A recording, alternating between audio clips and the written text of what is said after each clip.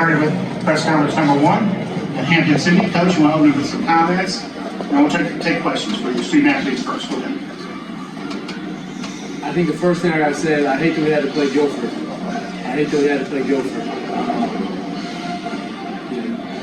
That's my mentor. That's the guy I work for. I think he deserves to be in the national championship game. I wish he was on the other side. But the other side of that is I'm just so incredibly proud of this group. It wasn't a distraction for them, people getting excited about the relationship, my connection to the team in front of us. They stayed the course. And that run they made on the end there, when we were down about 6 minutes to go, I thought was just, that was a moment that was really won. We talk about that a lot. Win the moment. Well, we could have crumbled right there. That's a stingy defense. It's just difficult to crack them. And our guys, man, I just give them a ton of credit. So they just took over. They knew what they wanted to do, and they took over and got it done. But I want to give Guilford a lot of praise. That's an unbelievable team. That's That's played about 7 guys all year. And I want to give them a lot of credit for what they've done. I think it's pretty incredible what they've done to get to this point. That was a 17-2 run. Down 47-40. I think it ended 22-10 in the game, 17-2 there. It was a big part of it. Go ahead. Yeah, Coach, so the start of that run is those 2 back-to-back threes where it was 47-40, and then bam, it seemed like in 5 seconds of game time, it was gone. You guys had no time to dwell on being down like that.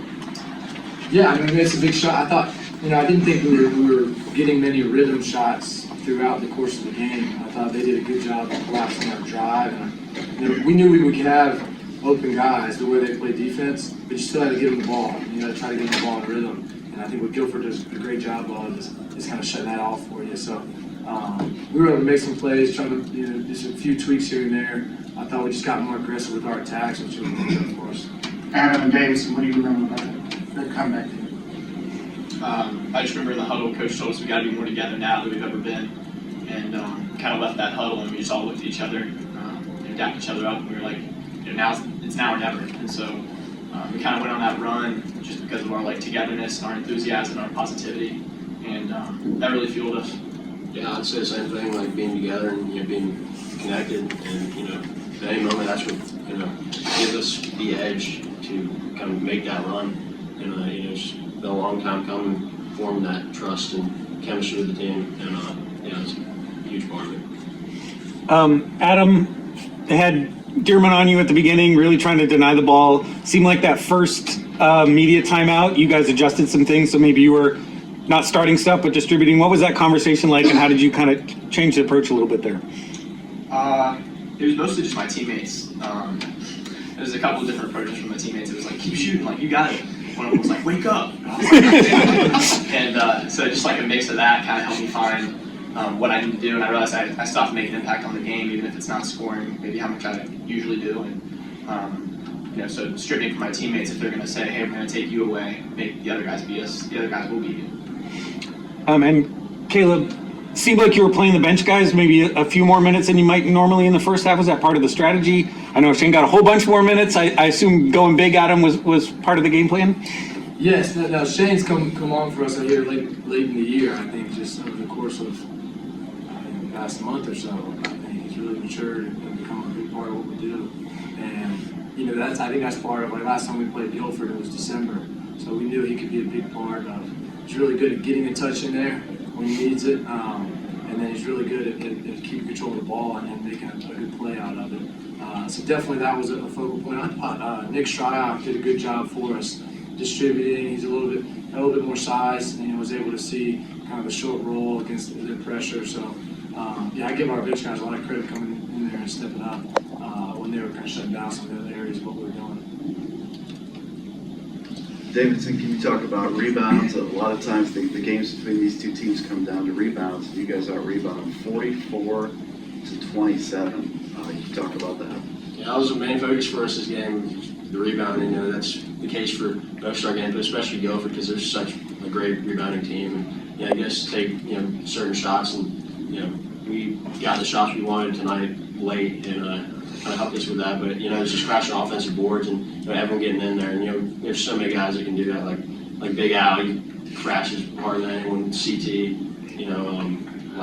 Ryan had 8 rebounds tonight. So that was the main focus, and he would execute well on it. So. Hey Shane, can you talk about some of your success and not only the 10 points, but you had 5 assists, really finding guys, open guys?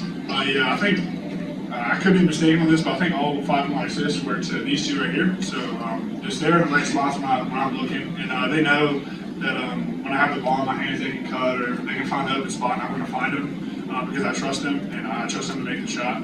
And with the 10 points, it was just I didn't create any of that on my own. I found the spots, and then my teammates found me, and luckily I was able to find some makes there early in the first half, and then it kind of kept us in the first half, and then the second half it was kind of more distributing. So just whatever I needed to do at the time that I needed to do it was what I was trying to do. Thank you. Yeah, Shane, you and your team and your fans seem to be extraordinarily happy when you guys had a shot clock violation. Is that something you've been focusing on this year? What's the deal with that? Yeah, so I tend to find Alex Elliott when there's a big play like that because he's always the most fired up. So I immediately beelined to him and gave him a really hard high five that my hand's still burning from. But it's a big play for us. It's game changers. We have game changers, and that's one of them. It's demoralizing when you can't get a shot off against the defense, and I think our defense is one of the best in the country. So and we take pride in it. So that was a really big play for us in that moment. Coach, a lot talk about the togetherness of this team. Obviously, assist numbers are typically a product of that. 19 assists all night. How key is that in terms of just kind of the offense flowing and in that big run that y'all had as well in the second half? Definitely. I mean, I think defensively we want to be disruptive. Offensively we want to be unpredictable. That's something we talk about going into the year. We have guys that are like focal points, but I think what makes us a difficult team to defend is we have other guys that can still score. We're well-rounded in that way. And so I think being unpredictable is something that we focus on, and then a byproduct of that is probably assists. I don't think we focus on you have to have an assisted bucket. We practice sometimes. We have drills where an assisted bucket is worth a certain amount of points, or doesn't count unless it's assisted bucket. So here we do focus on it a little bit, but I think just sharing the ball and working to create a great shot is what we aim to do. Helps with our rebounding, and these guys do a good job of that. And just for any of you, what does it mean to be playing for a national championship on Saturday?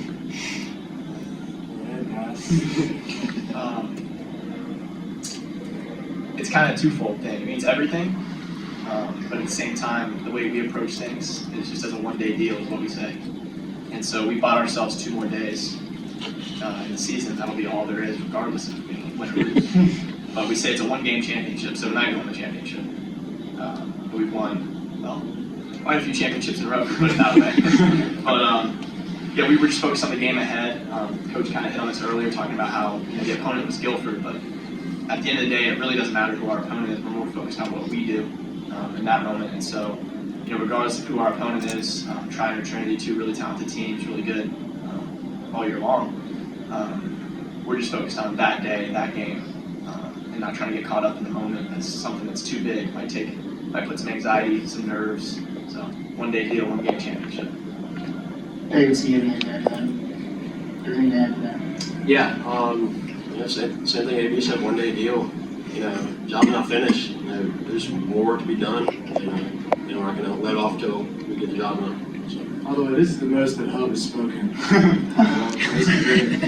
Great stuff right here. Anybody else? All right. Thank you, Coach and players. Congratulations.